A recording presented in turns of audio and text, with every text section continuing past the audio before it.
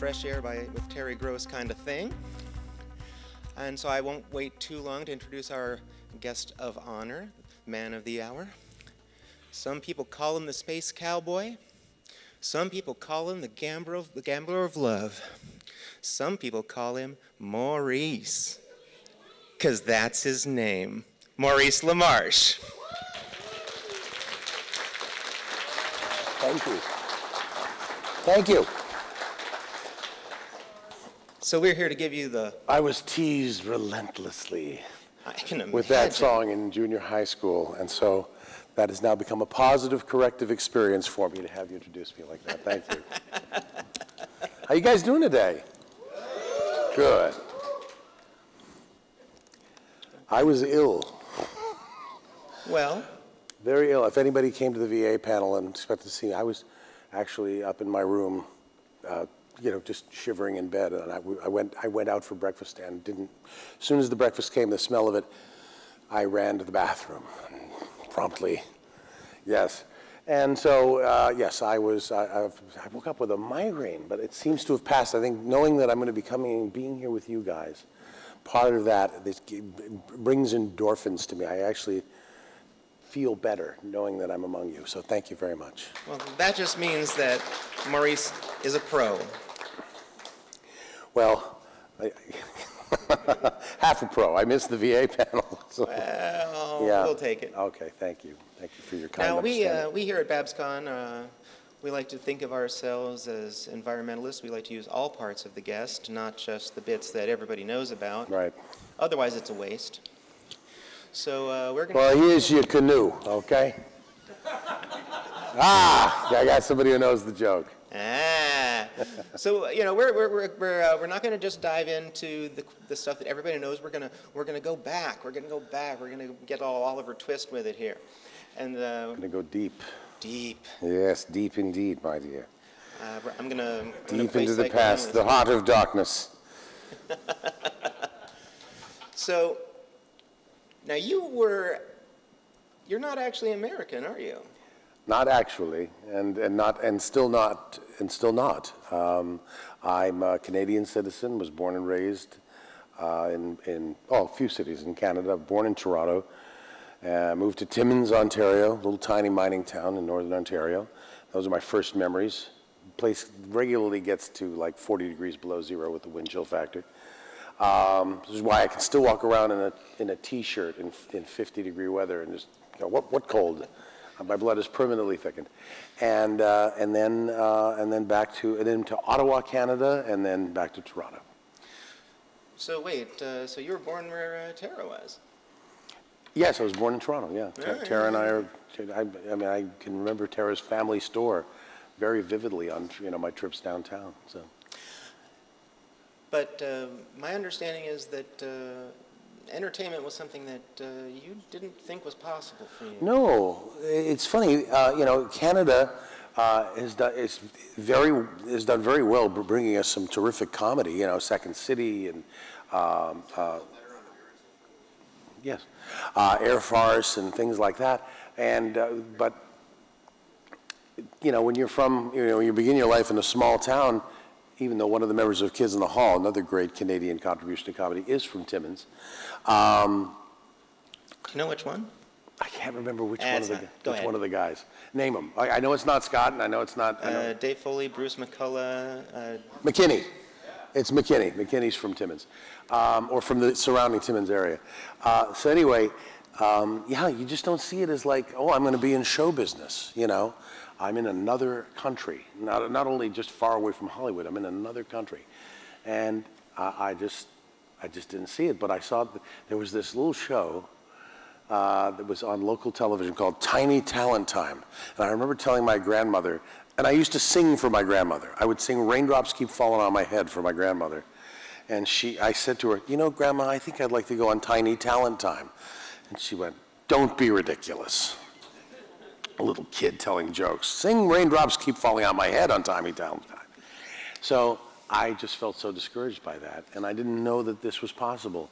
And, I did a few variety nights, And what's that? Variety night was something that my high school did every year, where the kids who danced, the kids who could put on sketches, would do a show.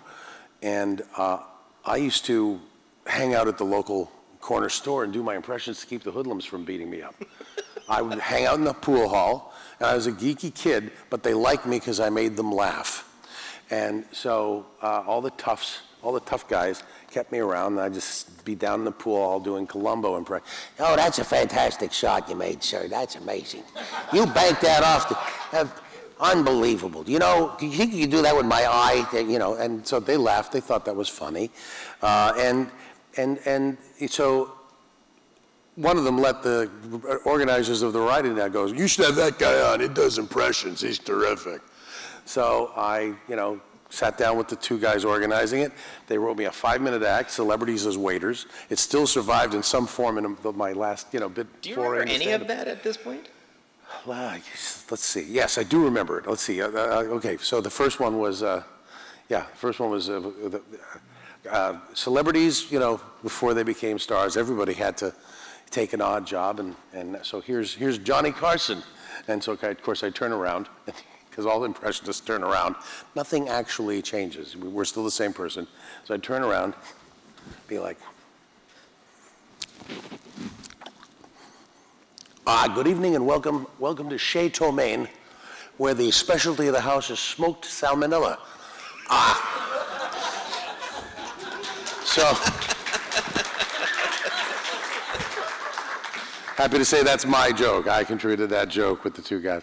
So and I went on stage and I had like 4 minutes, a 4-minute stand-up act, and I got a standing ovation because I didn't suck. I got it for not sucking the big one. And I was hooked. And you had the dime bag. More or less, yes. It became an addiction. The sound of laughter, especially of group laughter, became an addiction for me. And, the first one's always free. And after that, I just went in pursuit of it. And I was lucky enough that, I initially thought I'm going to have to move to the States. So I had a friend, my first girlfriend's best friend, was this tenacious little thing. And we both worked at the same bakery. And so I said, I want to be on TV. And she said, let me call the Mike Douglas Show. Now, the Mike Douglas Show, for anybody under 60, Mike Douglas, hey, why you, I oughta. Mike Douglas was an afternoon talk show host who was very good, but he insisted on doing his show in Philadelphia, his hometown. So if you wanted to do the Mike Douglas Show, you went to his thing. It was a national show. He had John Lennon and Yoko Ono on his show during the whole Love-In thing that they did. Mm-hmm. He was a very popular show to do. And I remember the first time I ever saw Mo Howard from the Three Stooges, not being like, get out of here, why you, I oughta. He was on the Mike Douglas Show with Mike, and I think he was on with Yoko and John Lennon. And interesting, 6 degrees of separation thing, Jess Harnell's father, Joe Harnell, was Mike Douglas's band leader for all the time on that show. Oh my God. Yeah. So anyway, she badgered. I can almost imagine John going, Yoko, who's this stooge over there? That's very good. That's me trying to do voices. No, I think it's great. I'm not very good at it. I can sort of do the Yakko, but I can't individuate the Beatles the way Jess can. Well, you got to get that. I did do Yakko's burps, by the way. Liverpool, you got to draw the There's a little Liverpool accent there. But I'm actually 1/10 of the Yakko performances. I did the burp, when Yakko is the great Yakko, when Wacko is the great Wackarati, where he sings at the Hollywood Bowl. There you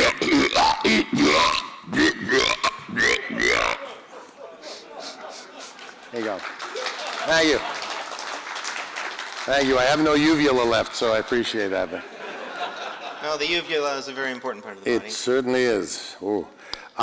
So anyway. So you go to the Mike Douglas show. So she badgers them until they have me down for an audition.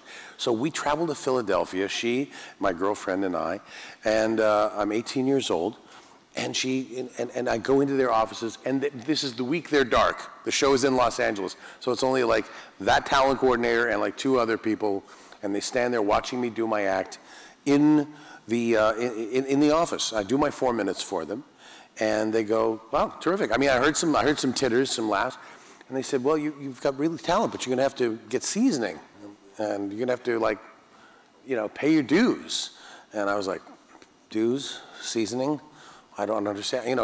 I thought you just went on with your 4 minutes and you became an instant star like Freddie Prinze. Freddie Prinze's dad. That was my concept at 18 years old of how show business worked. So I went immediately to a club in Philadelphia, did one night, did very well. Came back down, went to New York, did the improvisation on the opening night, did very well. And luckily enough for me, Toronto opened up its first comedy club right around this time, and so I got made a regular. Now that had a funny name, as I recall. Yuck Yucks Comedy Club, Mark Breslin's Yuck Yucks, and Mark Breslin gave me my shot. He made me a regular immediately, and I was doing 3 and 4 nights a week at Yuck Yucks, and for free, but I was getting stage time and exposure. Wait, you were getting paid in exposure? Exactly. Back when that was actually a thing, back when. When, believe it or not, it's actually a good thing. I mean, getting up 3, 4 nights a week, I'm a believer in the 10,000 hours theory. Mm-hmm. Malcolm Gladwell's, Malcolm Gladwell's Outliers. And so, I actually got to be fairly decent as a stand-up comic and decided to move down here. Well, I didn't decide. Howie Mandel, who was at the time one of my best, Howie Mandel! I used to be the announcer on his afternoon talk show, and that's how I said his name. Does everyone out here know who Howie Mandel is? America's Got Talent, AGT. Okay. Dr. Wayne Fiscus from St. Elsewhere. The guy with the glove on his head and the diaper. Right? Yes. Right. Okay. Okay, just checking. Well, at the time, Howie Mandel was the hottest thing. Nobody had ever seen anything like what Howie was doing. He literally dropped his pants, had a diaper on, threw a bonnet over his head, and was Bobby the Baby. And so, and from that came Bobby's World, the cartoon show. Hello, my name is Bobby. That's right. And, it's still, he says to this day, it's still the thing he's made the most money on. Creating that show when the Fox network was brand new and getting to own a piece of it. It's still in syndication somewhere in the world. So he and a gentleman of my acquaintance named Mr. Groening both came into the Fox network at the right time. Yes, Matt Groening, creator of The Simpsons. They both, had the good fortune to come into a time when a network needed as much content as possible, and so they gave away the store to these guys. Ownership is everything. So anyway, Howie calls me up from LA and goes, Mo, wait, Mo, you got to come down to LA, okay? Wait, what? No, okay. Okay, so if you saw Howie's early act, you know that was perfect. But Howie They'll said, never know. No. Howie convinced me. He said, "You've got to move to Los Angeles. This is where it is." And so, taking his encouragement, and I owe him for life for this, I packed up my little apartment and moved down, and started playing the Comedy Store. So there was a very prime opportunity that you mentioned when we were doing our prep. What's that? Something about a wedding anniversary? Wedding anniversary. You were substituting for someone? Oh, my wedding anniversary. Yes. Yeah, so as I'm going along there, doing that, by the way, another guy that started at Yuck Yucks, who I saw on his very first night in comedy, Jim Carrey, when he was 15 years old. And in fact, when Jim talks about they came out, because he had an okay set. To him it felt rough, felt terrible. He had an okay set. He and his father were leaving the club, and I saw them. They were walking in. It was just kind of like, Dad had his arm around him, and it was such a beautiful sight to me to see this father supporting his young son, and I kind of saw myself there, and I thought to myself, well, what would I want? I'd want encouragement. So I ran after him, even though the bad part, the dark side of me was saying, yeah, keep walking, impressionist boy. I'm the club impressionist. Go on, go back to Barry, you little. Barry was the town he was from, and shit is, no, I'm kidding. Anyway, and so, but that part of me, the good part, thank God, won out, and I ran after him. I said, hey, listen, man, you were terrific up there. You've got some killer impressions. I mean, that Bruce Dern thing is unbelievable. You got to come back. You got to get seasoning and pay your dues. So just come back, you know, we got to be willing to go up there and have it go rough until it goes great. And, you know, I'm sure 7 other people said it to him that night because he always tells a story about that night. He says, they came up to me. I'm one of the they, anyway. So Jim now is at the point now where he's the opening act for Rodney Dangerfield, who I had loved as a kid watching the Ed Sullivan Show. Everyone knows Rodney Dangerfield, You know, right? Right? I tell you, I'm all right now, but last week I was in rough shape, you know.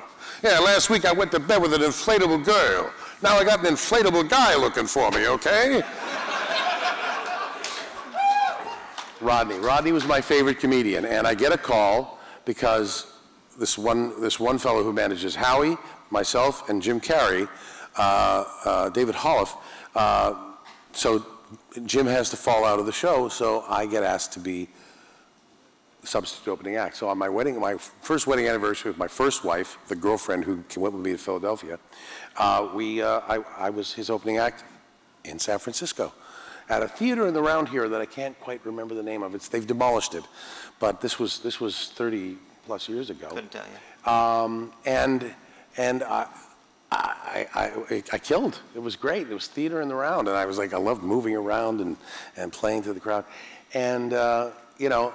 That led to the 1985 Young Comedian special. Mm-hmm. The HBO used to do a thing where even before Comedy Central, we saw the hot young comedians. Was that on my night was Sam Kinison, mm-hmm. Bob Saget. Yep. Yeah. Back when he worked dirty.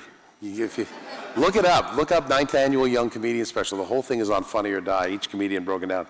Harry Basil, Bob Nelson, Louis Anderson, Rita Rudner, and Yakov Smirnov. Yeah, all of us, it was pretty much our first times on national television. And, you know, it was a great night in comedy.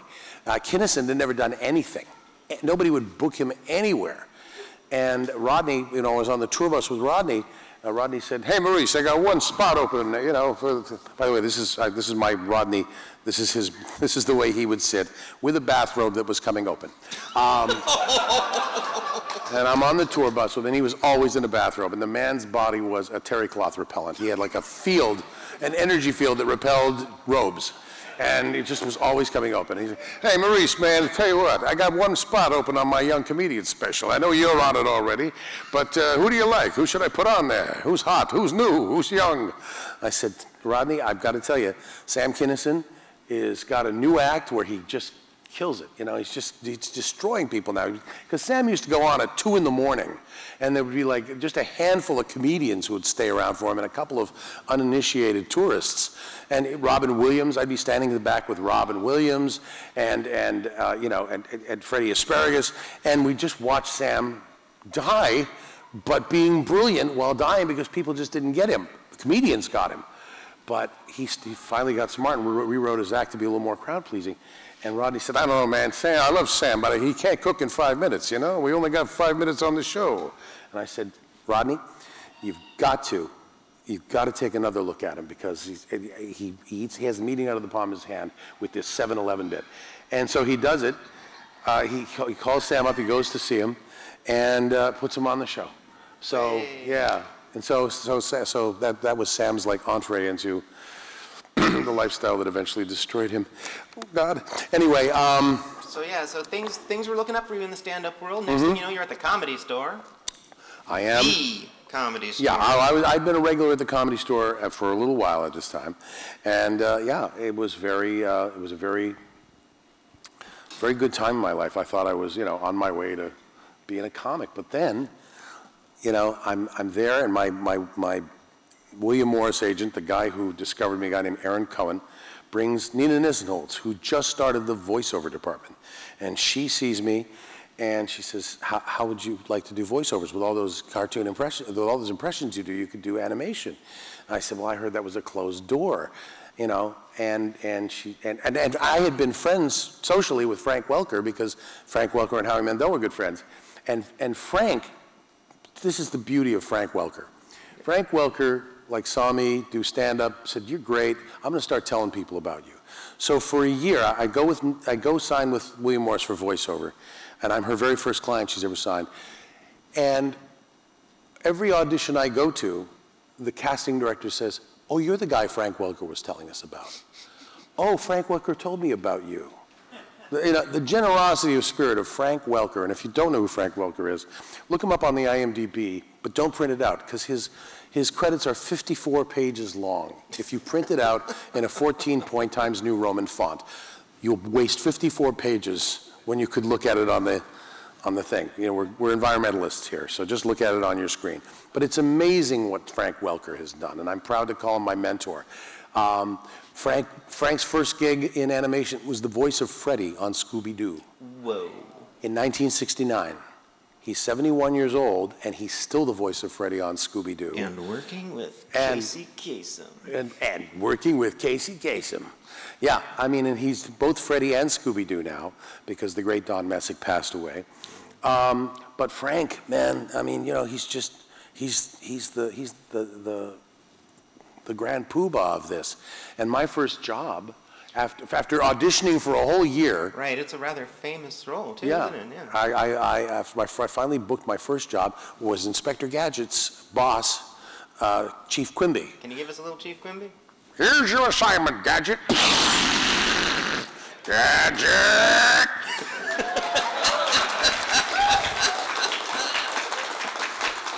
And I also played henchman number 2 all through it. "Oh, I don't know if this is a good idea, but I think Dr. Claw will kick our ass for this, boss."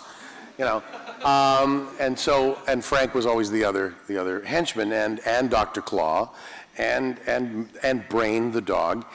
But I got to work alongside Frank for 26 episodes. He showed me all these beautiful techniques of how to work the mic, how to move the script without making any noise, so you get a nice 3-4 page run. It was amazing. Frank is the most generous man in voiceover, and I try to follow his example as best I can, you know. And then you get probably the role that I think really starts launching you. Yeah, that one gave me some real momentum. We went from that right into real Ghostbusters. And they set out in the lobby, you know, I remember them coming out and telling us, and the room was full. And they said, "Now nobody do impressions of the movie, okay? If we wanted to do this with impressions from the movie, we would get Bill Murray. We're the people who made the movie ourselves. And Ivan Reitman would just ask Bill Murray, Dan Aykroyd, and Harold Ramis to do themselves in the cartoon, and they'd do it. So don't do them. We're looking for, like, the real Ghostbusters, the ones that the movie is based on." And I get in there and I have no ideas. I get in and I look at a picture of Egon, and Harold Ramis was so amazing. He's my favorite Ghostbuster. You know, he's the heart and soul of the Ghostbusters, and the brains of the Ghostbusters. And so all that came out of me was my, you know, somewhat off the nose Harold Ramis impression, and I became Dr. Egon Spengler, collector of spores, mold, and fungus. They came back and said, "All right, we talked about it. You can do an impression. Nobody else do any impressions." So. Yeah, and actually we're doing a Ghostbusters celebration in Los Angeles on June 8th on the Sony lot. Aykroyd will be there, Ivan Reitman will be there, Ernie Hudson will be there. Wait, this is upcoming? This is upcoming. Wow. To celebrate the 35th anniversary of the movie. And Frank Welker, Dave Coulier, and myself. Wait, Coulier was on that show? Coulier replaced Lorenzo Music. Yeah. God rest Lorenzo's soul. He passed away a few years ago. But Coulier took over the part of Venkman when, unfortunately, offhandedly, Bill Murray said at a party in the earshot of the producers, "So how come Harold's guy sounds like him, but my guy sounds like Garfield?" And they fell all over themselves to replace Lorenzo, when it wasn't even like a thing of like, "No, I want him gone." You know, Bill Murray didn't mean that. But, you know, so yeah, midway through the series, they immediately replaced Lorenzo with Dave Coulier. And yeah, Lorenzo felt bad, you know, and I felt bad. But I love Dave. Coulier's great, and he did a great job going forward. So the three the three of the four surviving real Ghostbusters will be there. Arsenio, unfortunately, I've been in touch with Arsenio quite a bit, but he cannot get out of his stand-up date on that night. Bummer. He's got a big stand-up show in Nashville that night. Okay, so at this point, you've got this burgeoning stand-up career, you've got this burgeoning VO career, but somehow you wind up just going into voiceover. Yeah. Well, okay. It's not a somehow. It's a big why. That's true. Yeah.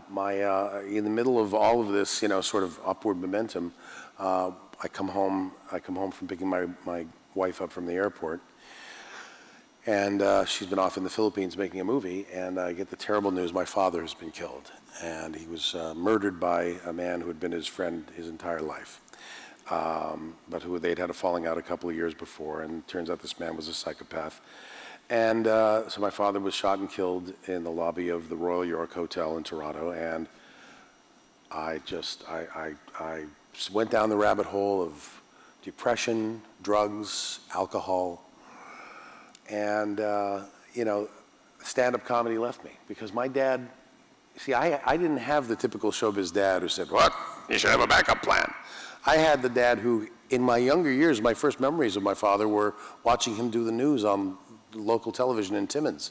I used to go up and kiss the television set every day, and I wondered why he didn't kiss back, And then he took me down to the studio and showed me that the cameras only work one way, and then I understood.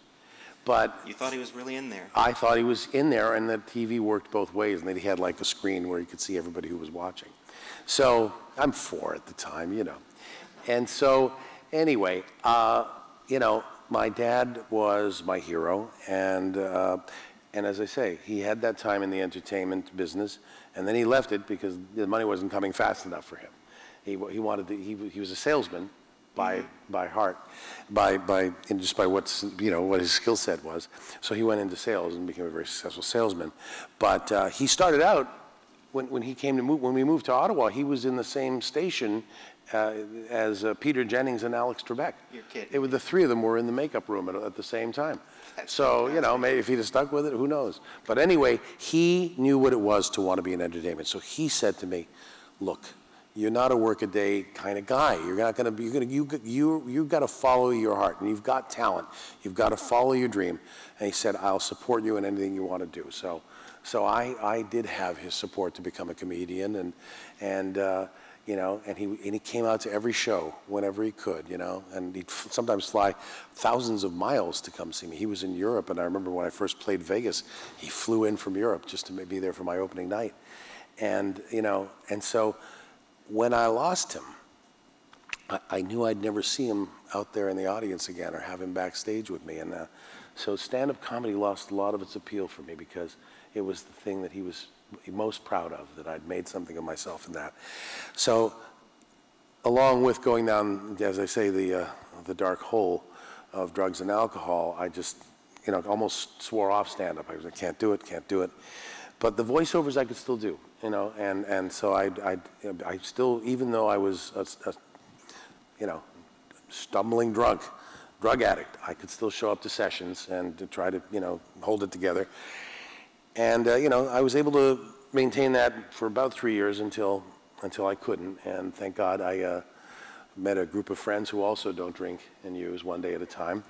And I haven't had a drink since January 20th, 1989.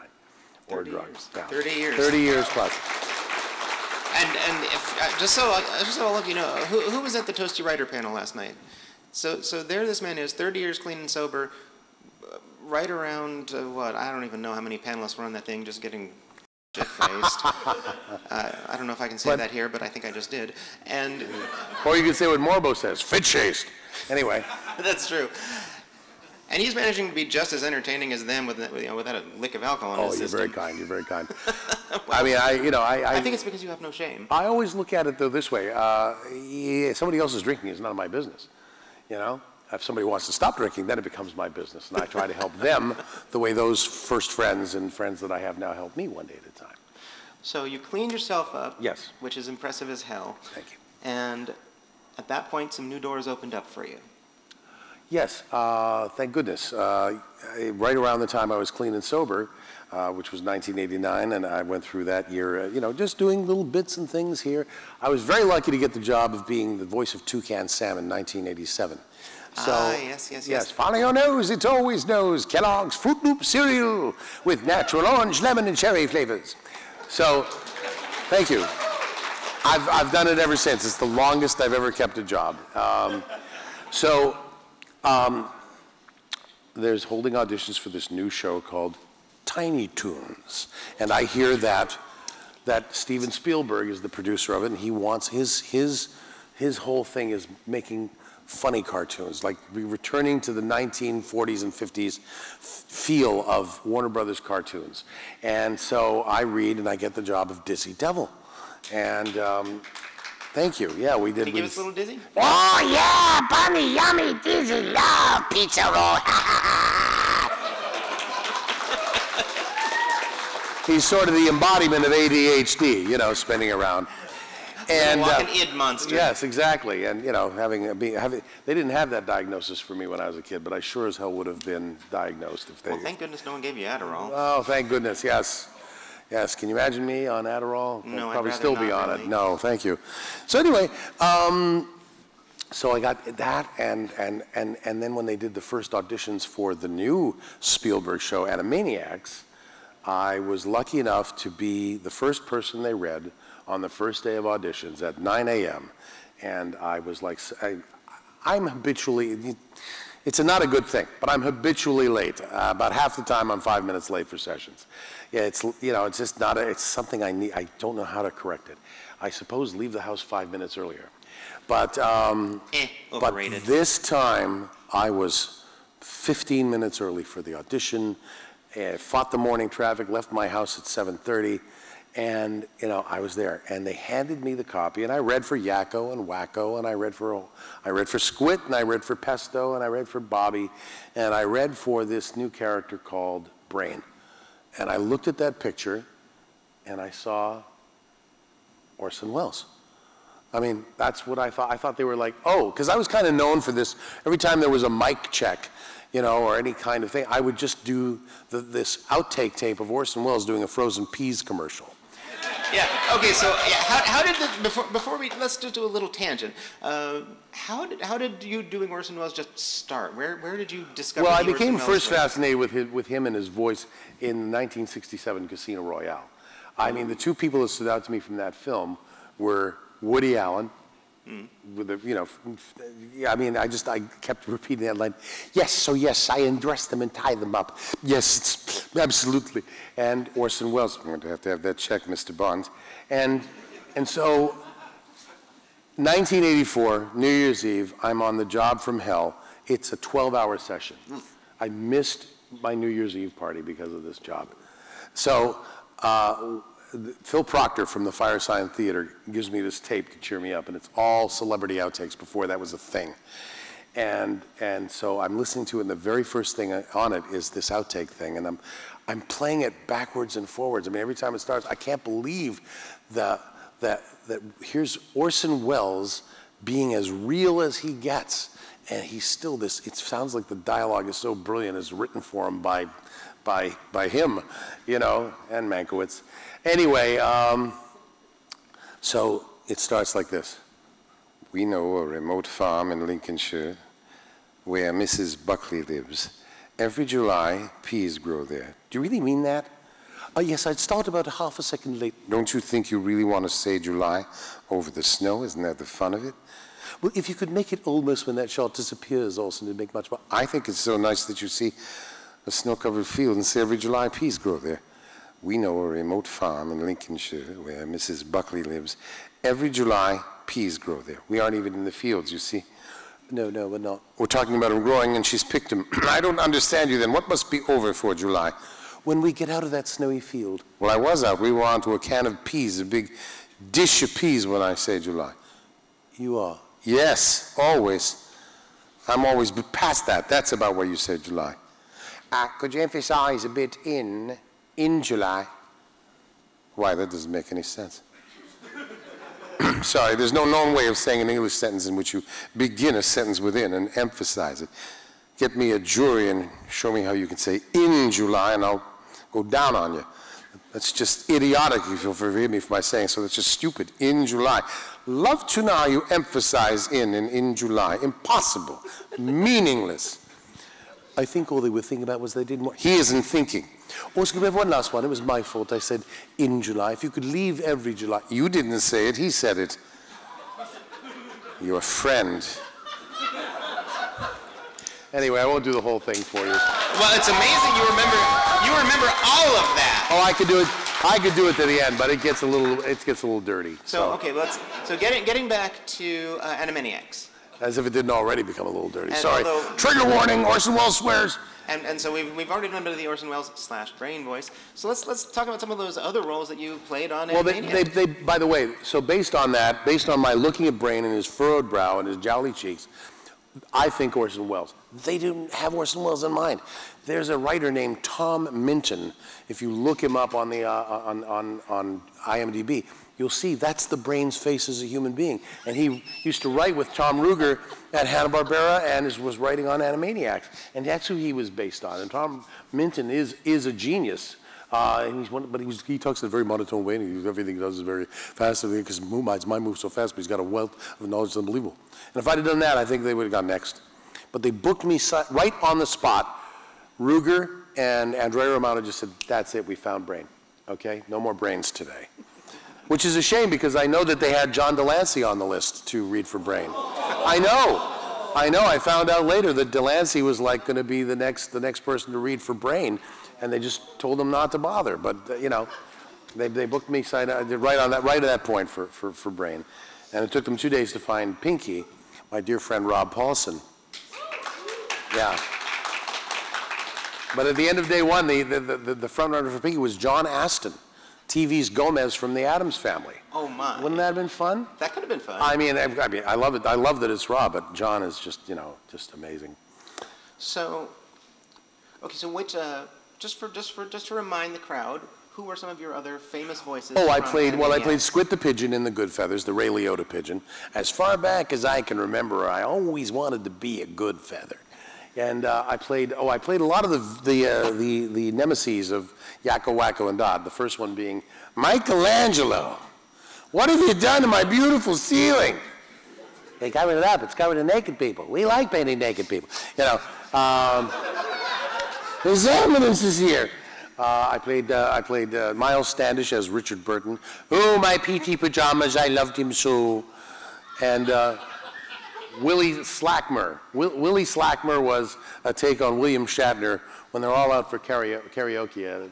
It's called Karaoke Dokie, the episode. And I called them my friends, my small friends.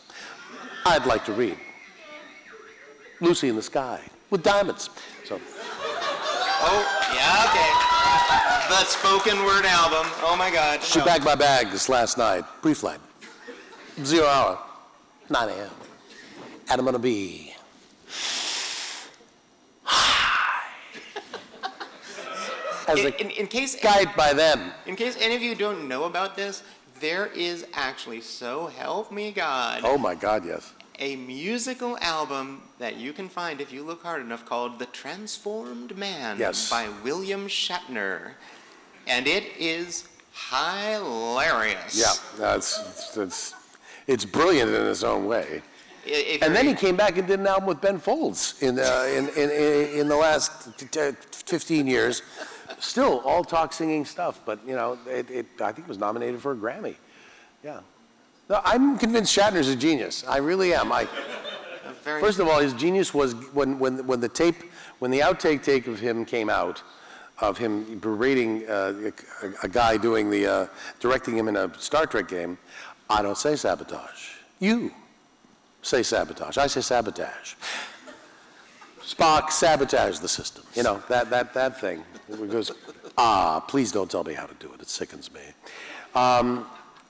Being confronted with that on the Howard Stern show, he got that he should be in on the joke instead of pushing against it. He embraced it and embraced the character of him. and stopped taking himself so seriously. And I think that started the second resurgence of his career. No, I think I'm convinced Shat's a genius. Right on. So, okay, so Shat is a genius, and I am insane. So who else did you do on Anime Next? Because you were a ton of the voices on that show. I did, I was. Let's see, let's run down. God, I mean, they had so much for me in there. Do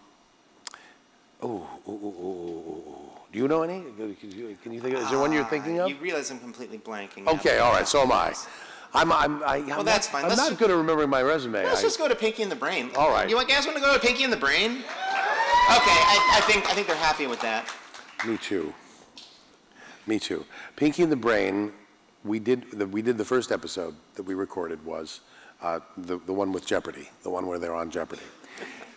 And something about doing that show with just me and Rob in the room. We went through it.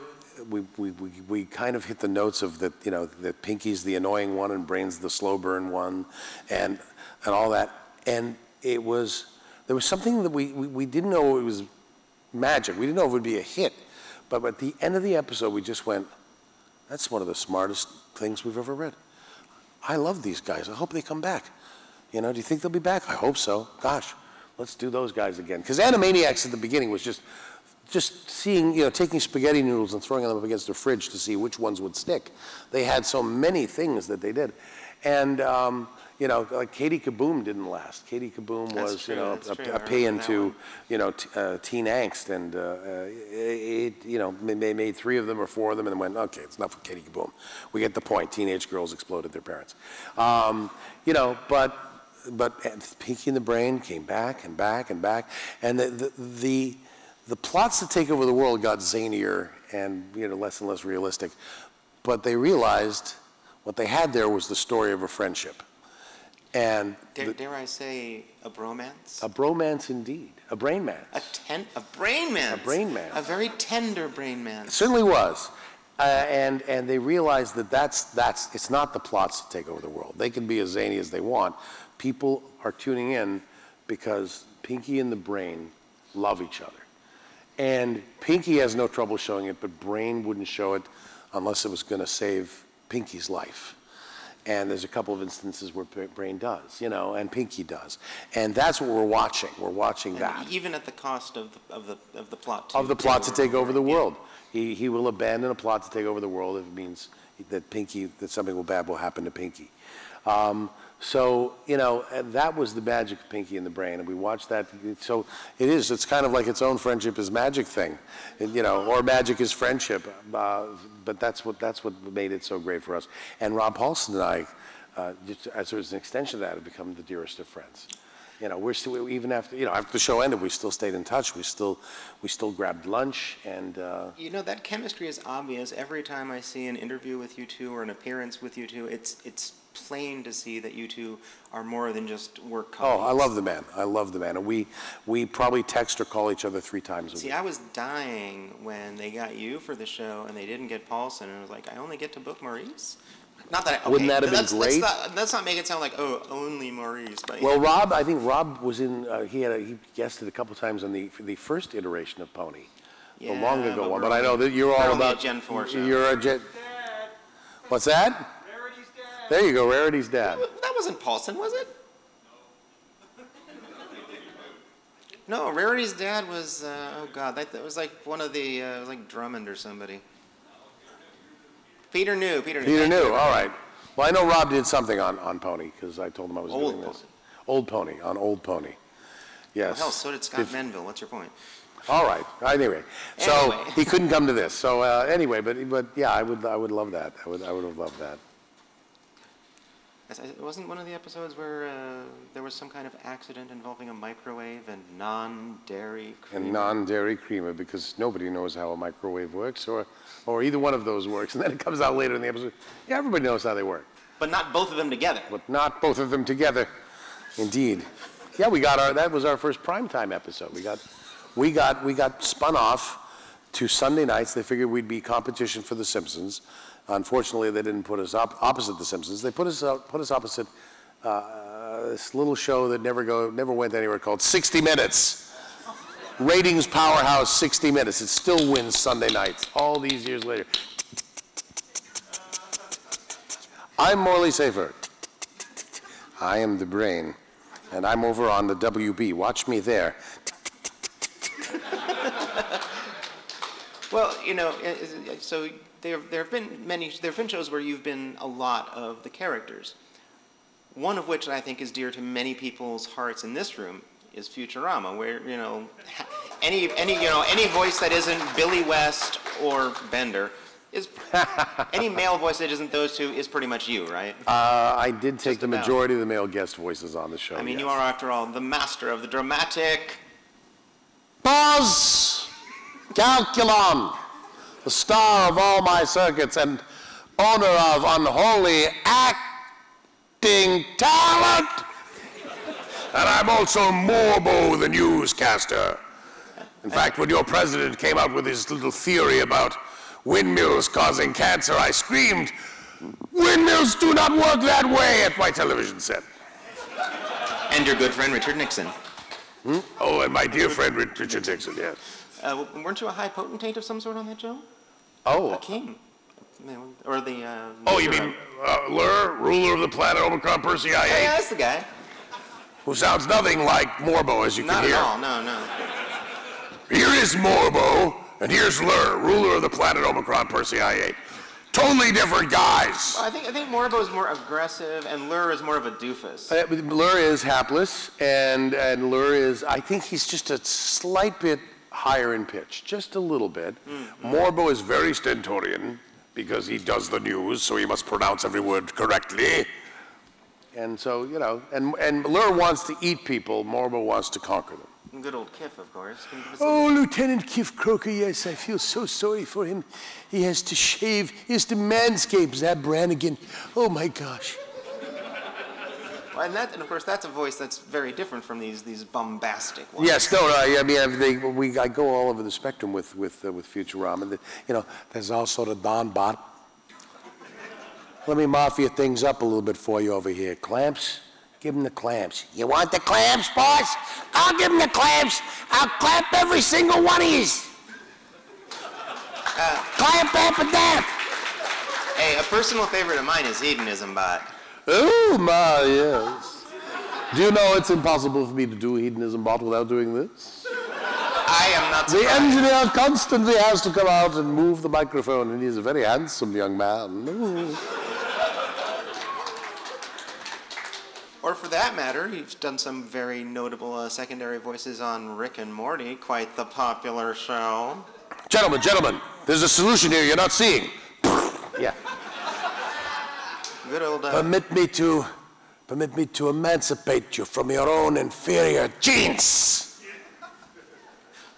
Aberdolf Linkler. Oh, we love Linkler. I was just into Rick and Morty last week, and because we're working on the next season. That he can't tell you about. I can't tell you about it, unfortunately. But Justin and I were just talking about how can we bring back Linkler. We got to get Linkler. We got to give him his own episode. Him and that random kid that he went off to that planet with, and it was like the love for Linkler in the writers' room is so great, and yet these people are so precise in their writing. It's paying so much attention to story that it's got to make sense. They can't do fan service even if they themselves are the fans. So right now there's no way they can figure out to bring back Linkler, but they hope by the end of their 78 episode order they figure out some way that makes sense for Linkler to come back. I have to say, when Maurice was telling me this when we were doing our interview prep, I just launched into this rant. Oh my God, they've got the whole multiverse to work with. Of course they can bring Linkler back. I was like, I was practically ready to go running out and find Justin Roiland and Dan Harmon and just like, Nope. Do it. It's got to make sense. It's got to be something. What about dear poor Morty Jr.? Oh, Morty Jr. Well, it was not an easy time, but yes, basically for Morty Jr. I just did me, thinking back on my childhood. Very sad, yeah. Sad me, yes. But there was dancing. There was dancing. It's funny. Justin is always looking for a cartoon that's so bizarre. Justin always wants me to keep it real. So you'll notice there's not these big variations in the voice. You know, it's very much still me, just different aspects of me. So when I play a general, I'm very authoritarian. But you know, but otherwise, I'm very. It's not. I don't do big crazy voices for Justin. Well, there's a voice I've never done before. I've also never done that with my hands before. Somebody filmed this, and I remember it the next time I read for another show. Not a Justin Roiland show, but this is a character I've never done. Holy shit. All right. You've watched me discover a character. Me, Maurice LaMarche. All right, now I'm only going to do a couple more questions because I know that you guys want to get up to the mic and start asking some of yours. So start lining up. Start lining up. Oh my gosh. One question that oh no. One question that poor Amber did not get to ask Maurice at the VA panel, I told her I'd ask on her behalf. Okay, sure. That since this is your first role in our lovely horse fandom, did you have any idea what you were getting yourself into with this bunch? Well, Tara and I are longtime friends. Tara and I actually I was on Tara's first U.S. show, Gadget Boy and Heather. So Tara played Agent Heather to my baby Gadget until Don decided to do it. But I played 5 other parts in that show. Don Adams? Don Adams. That's right. Don Adams played Baby Gadget Boy. Missed it by that much. So I've known Tara a long time, and so yeah, she told me, just how intense the fandom is, and I think it's really amazing that you guys are so dedicated to this show, and it speaks to something in your characters as well, the gentleness and the positive message of Pony. So I've always looked at it as a great thing. So I've actually, when Nicole Dubuque came on board to write, I actually said to her, I said, I wish I could get on Pony. I mean, I would love to go do one of those Pony. You actually jumped at the chance. Oh yeah, when she finally had something for me, I was like, I didn't know that she was, talking to me. She was texting me, saying, please call me, and I was like, okay, as soon as I'm done with this session. So it took me a couple of days to get back to her. She thought I wasn't interested, and then when I finally got back to her, she said, would you like to do a character on Pony? And I said, are you kidding me? Sure. She said, so. He said, he's kind of a villain. He's kind of a jerk. I said, I do jerk. That might not have come out like you expected. Exactly. I'm sorry. I did. But I also have this voice here that I just came up with. So have we lived up or down to expectation? Up, absolutely. Lived up. You people are beautiful. I'm just so enjoying meeting every one of you. So yes, it's a wonderful, wonderful thing, and I'm honored to be a part of the show. All right, so I'm thinking, especially the message of it is so important. I mean, this is where we examine bigotry, see where it comes from, and it comes from ignorance. It comes from fear. And really, Naysay is just a fearful character. He's just scared of the different. And thank goodness he becomes, he changes his ways by the end of the am I spoiling it for anybody? I'm assuming everybody here has seen every episode of Pony, so I hope I'm not spoiling it. But all right, so let's do a lightning round. All right, lightning round. Lightning round of some of the wonderful, wonderful voices you've done, just to, remind people of the incredible, incredible range in your career. Well, so let's start with one of my personal favorites because I'm the one interviewing you. Okay. The Tick. You mean the evil midnight bomber? What bombs at midnight? Oh, bad is good, up is down. Yeah, baby, yeah. That's the guy. That was actually, when I did that, it was right after Kinnison died. And so that was my little tip of the hat, my little tribute to Sam for the evil midnight bomber. I was also the deadly bulb, whose real name was Pig Leg, because he had a pig for a leg. And I can't remember the name of the character, but he was a dolphin in his fish show. Yeah, I was not able to remember that either. Yeah, I know, and so he was, but his voice was based on Kirk Douglas, much like Father from Kids Next Door. Zootopia. Zootopia, I played a guy who was, I love icing people. But now I've retired and I've opened a bakery and the only icing I do is on cakes. I was Mr. Big, that's right. And breaking out your brain. Skunk butt rug. Do you know how many takes it took for me to say skunk butt rug? I kept messing it up. You try it. Say skunk butt rug. Everybody, right now. Skunk butt rug. You guys should be in voiceover, and I should retire. That was very good. Little role in the Wreck-It Ralph movies. Oh, yeah, sure. Take a look, Ralph. I don't know. They don't keep a lot of medallions, but I got a few in that box back there. Yep, you were the tapper. Yeah. Root beer tapper, yeah. What are some that people might not know so well? Okay. Don't feel it. Conceal it. Don't let it show. These gloves will help. I was the king in Frozen. Oh, let's get some disenchantment going. Disenchantment? Disenchantment, I play Prime Minister Oddball.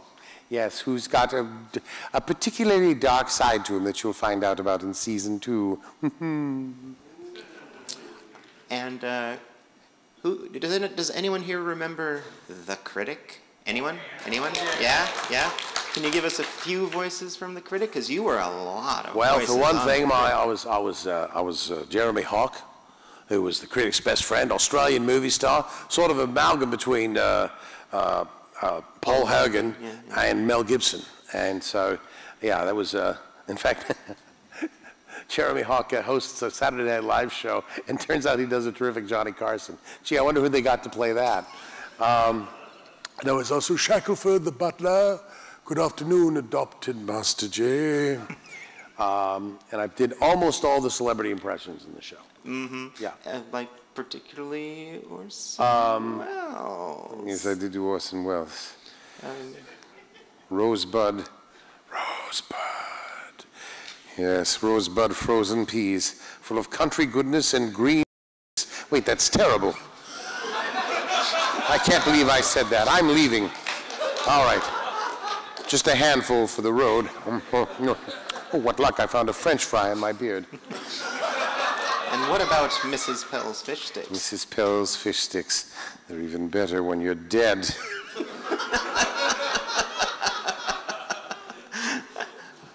Any last favorites? Oh, gosh. Gentlemen, XYZ. Captain Picard, and their flies are all down. All right, Kitty Winks. Unfortunately, we only have another 15 minutes, so I'm sorry that I've hogged all the time. Sorry. Each of you, how many do we have in line there? A few. Yes? Probably about 10? All right. Hey, unfortunately, 90 seconds per question. Unfortunately, the cosplay contest is in here at 1:30, so you know, All right. what are you going to do? Line up in order of how much beryllium it takes to kill you. The episode where Lur goes to Comic-Con, I have to say, totally unexpected, because but that's the episode I won an Emmy for. So well, personally, this human concept of love confuses and infuriates me. So that was a callback to that line. That was the episode that gave me my Emmy. So I'm very yes, nice. yes. All right, first questioner. What do you got for Maurice? How you doing today? I'm glad I'm here. I'm feeling much better. You know, I woke up sick as a dog, and I did not drink, but I'm sometimes prey to migraines. But I'm feeling so much better just having been here among you. So thank you very much. Oh, thank you for being here. Thank you. Well, I was going to ask the question about if you knew what you were getting into in this fandom, so I guess kind of expand on the question. How does this fandom so far compared to some of the other fandoms from like anime, Rick and Morty fandoms, and some of the other fandoms? You know what? I love all the fandoms, and I'm appreciative of anybody that wants to call themselves a fan of anything I've been a part of, or me directly. But there's a sweetness and a kindness to you people that is it's so intense with you, and and a thoughtfulness that is very, very it gives me hope that humans can be this nice. So thank you very much. Aww, we started on a positive note. That's fantastic. Yeah. Next question. Bring it. I guess what I'd like to know is after building most of your career down in the States, in Hollywood and LA, right down in this area, were you happy to have a job that could take you back home to Canada when you came into Pony? Yes. I take any opportunity to get back home. Even though the show's recorded in Vancouver, Vancouver's like a second home to me. I've got many friends there, and we recorded Gadget and the Gadgetinis there, so I'd go up there every other weekend to record 2 or 3 episodes. So yes, I'm very, very thrilled to work with my Canadian friends and. Oh, so you did get to actually record at DHX with? Yes. Yeah, but I didn't get to. I recorded alone, so I didn't get to work with any of the other actors. But the crew up there is fantastic, and yeah, very, very happy to be part of anything Canadian. Yeah, they're not. Originally, when I first moved down here, a lot of Canadian friends say, yeah, you come back with your tail between your legs and all that. But I'm glad to have stuck it out here. But always glad to go home. Thank you. All right. Next, we have the gentleman in the lovely Judy Hopps hat. Hello. Hello. Listen, I'm not going to ice you. You saved my daughter from that gigantic donut, so I owe you. I will take your kindness and pay it forward. I would love to know which, it seems to be like the most famous line of all time practically, or the most famous bit from Pinky and the Brain, but I would love to know which writer came up with Pinky, are you pondering what I'm pondering, etc., etc. I believe that would be Peter Hastings. I think he wrote the first, that has been there since the beginning. There's only one episode where somebody wrote, are you thinking what I'm thinking? But are you pondering what I'm pondering, I believe was a Peter Hastings ism. It worked so well, they just kept bringing it back. So yes, I think it's we give props to Peter. Ah, the lovely gent with the Starlight Glimmer plushie. Hello, Maurice. Hello. I just want to say I love all your work and what you've done for the animated community. And I actually knew about the Frozen, you voicing the King, because you actually replied to me on Twitter about that. Oh, great. Sometime I think you don't remember that, but this is kind of a really ridiculous question for me to say, and I'm probably going to be the one to say it, but do you have a favorite pony in our fandom? You mean a favorite pony in the fandom or on the show? On the show, actually. Sorry. Well, I'd have to say, because she's one of my dear friends, Twilight Sparkle, so, yeah. Thank you so much, Maurice. That's Tara, right? Yeah, that's Tara, and she is totally best pony. Yeah. Absolutely. Yeah. So. Hello, Maurice. Hi. I had a question. What was it like doing the Pinky and the Brain sketch for Channel Awesome? That, I'll tell you. Okay. I almost feel like, as we say in this might need a little explanation. Okay. Yeah, I almost feel like I owe amends to many animated fans that feel like we ruined their childhood. Doug, who has the channel, interviewed us when we were at the con, whichever con it was. It was in Connecticut. Connecticon, idiot. So anyway, I guess the headache is still pressing on those brain cells. So he asked, after the interview, he said, would you guys come up to the room and just do a quick little sketch thing that I wrote? And we said, sure, yeah. We came up to the room and we read it down. And I said, are any kids going to see this? And he said, no, probably not. Kids don't follow my channel. So we went in front of the cameras, and he said, you know what? Say that at the end. Say, are any kids going to see it? So, we didn't know it was going to be part of this larger, half-hour drama that he was doing, comedy drama, based on The Purge. We just thought, it was this little sketch on his channel, and so we did this thing where Pinky and the Brain finally loses it and swears his head off at Pinky and makes him cry, and then it gets put into this whole in context, this thing where he realizes in order to go back in time and fix the Purge, he has to break up Pinky and the Brain. So that's what happened. So we weren't quite ambushed or into it, but I didn't quite know where it was going or the impact it would have. And then when somebody put up the animation only, out of context, I was sort of like, oh my gosh. And people, it was like 7 comments, this is hilarious, this is fantastic, this is beautiful, this is great. And the 7th comment, you ruined my childhood. That's all I could think was like, oh my gosh. I have a responsibility to that person, I can't just, be doing swears as the brain. So I felt terrible, you know, but it did play in the larger context. When you see the whole episode, there's a reason he has to get Pinky and the Brain mad at each other. And so that was what it was like. Yeah, it was literally, I said, our kid's gonna see this, we put it in a thing. So it's like art imitated life. Oh, okay. Yeah. Thank you. You Have bet. a good day. Thank you, you too. You're not one of those that's mad at me, are you? I doubt it. He seems all right. I didn't ruin your childhood. Oh, good. Oh, hey Maurice, I was just wondering, have you met a celebrity that you do an impression of, and did you ever have a weird meeting? Oh, I think we got a good one. Oh, actually, I think this is a great time to tell about Vincent. Yeah. Not an impression of, but this I think is a good story to tell. Yeah, no, I did. I told you yesterday, but I'll tell it in a second. I didn't do him for him though. I met Sean Connery once, and I did not go, you know. He said, I was in the parking lot of this shopping center in Beverly Hills, and he was looking for a restaurant, and I just said, Mr. Connery, I'm a big fan. He goes, thank you very much. Do you know where Shane's restaurant is? And I said, yes, it's right down there. And he goes, thank you very much. I was like, he said, thank you very much to me, the way he says it, the way James Bond says it. Rodney has heard me do him, and he said, oh, man, that's a good impression, but, man, don't do the impression when you go out there, okay? Because they're waiting for me, and if you do me, then it takes some of the steam out of me being me. Let me be me. You do all those other 180 impressions you do, all right? Okay? You're all right, Maurice. And then, you know, I did get to meet somebody who I dubbed. Vincent D'Onofrio did a fantastic job playing Orson Welles in Ed Wood, but he didn't do the voice to Tim Burton's liking. He kind of decided to go up the octave for some reason.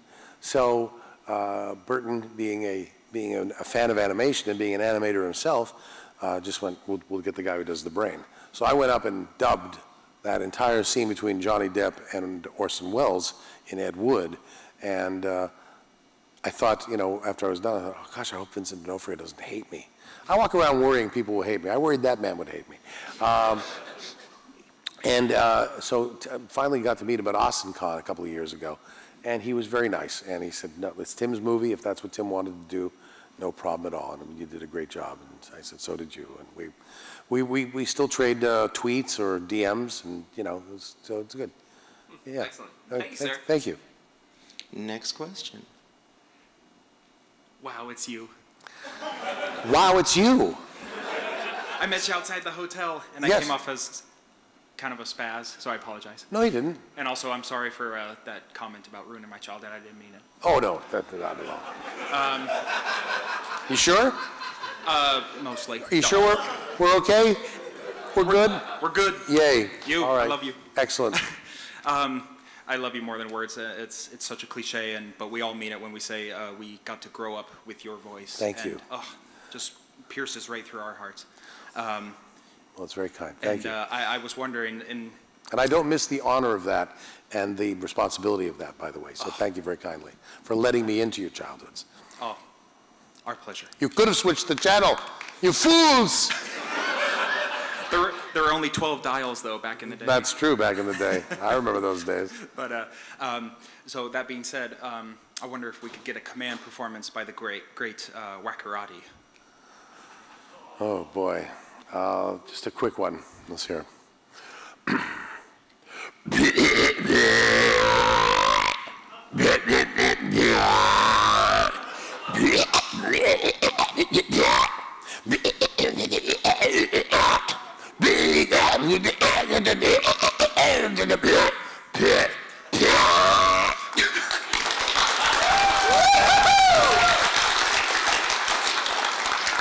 Another classical work performed by the Yes. great Wackarati.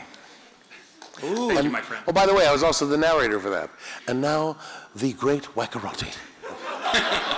I see that the manliest brony in the world has a question. Yes. Yes.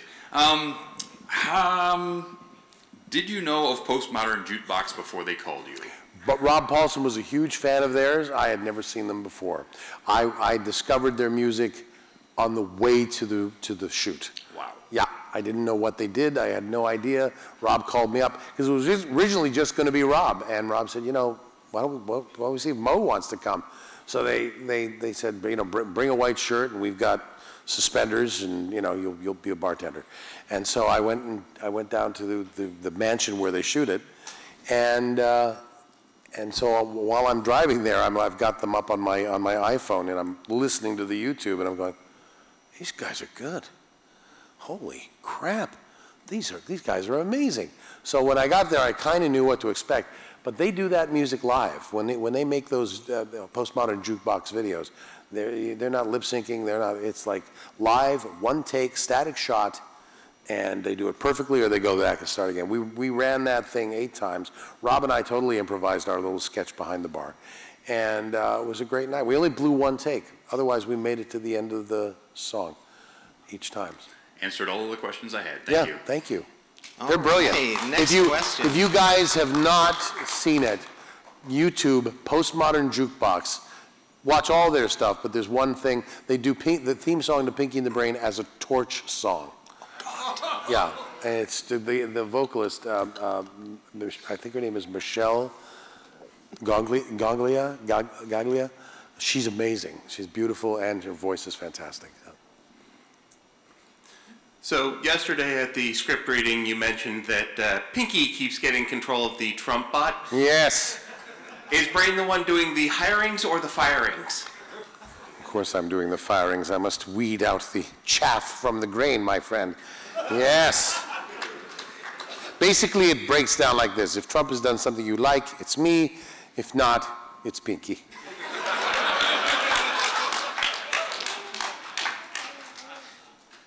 So back to Pinky and the Brain.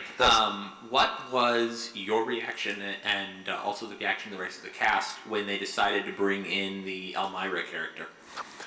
I'll be honest. I'll be brutally honest with you. I was like, oh, this is not going to work, because Pinky is the stupid one. We're going to put him in the middle. Elmira is stupider than Pinky, and you know, so it's going to be, you know, it sort of threw the balance off for me. I love Cree Summer. Cree is one of my dearest friends. We had the same manager for many years. I absolutely love her. I just felt the show wouldn't work because it upset the chemistry. I was actually delighted with the result. I think it still plays. And for Brain to have 2 protagonists, 2 annoyers, actually gave me more chance to be that curmudgeon thing that I love doing with him so much. Plus, Tim Curry, Andrea Martin, Jane Weedland, I mean, these people in the cast, I would never have met those people if it wasn't for Pinky Elmira and the Brain, and it was wonderful. Thank you. Worked out. We have time for the last question. I think it's very appropriate that the last question come from Raoul Duke. Yes. Yes, absolutely. Yeah, you're going to have to. Thank you. Okay, so as we know, we're nearing the end of the fandom. Oh, not the fandom. The show. You've had a con. Don't you dare! God damn it! We have to do a con in 2020, you know. Yeah. Okay, so basically, the show's ending soon. There is talk of G5 coming out. Would you ever consider maybe doing some guest roles in G5? Absolutely. I'd love to do anything to be part of this universe and Please to work do. with these people again. Yeah. They're marvelous. The creatives behind this show are tremendous, and I would be back in a heartbeat, in the New York second. Thank you. No problem. Thanks for everything. Thank you. So, ladies, gentlemen, those in between, thank you for spending an hour and a bit with myself and, well, much more importantly, with Maurice LaMarche. No, not equally importantly. Thank you so much for being a wonderful interviewer and for doing this whole con. I mean, this is really a wonderful experience. We thank you so much for what you've done. Thank you, Sonia, very much. God bless.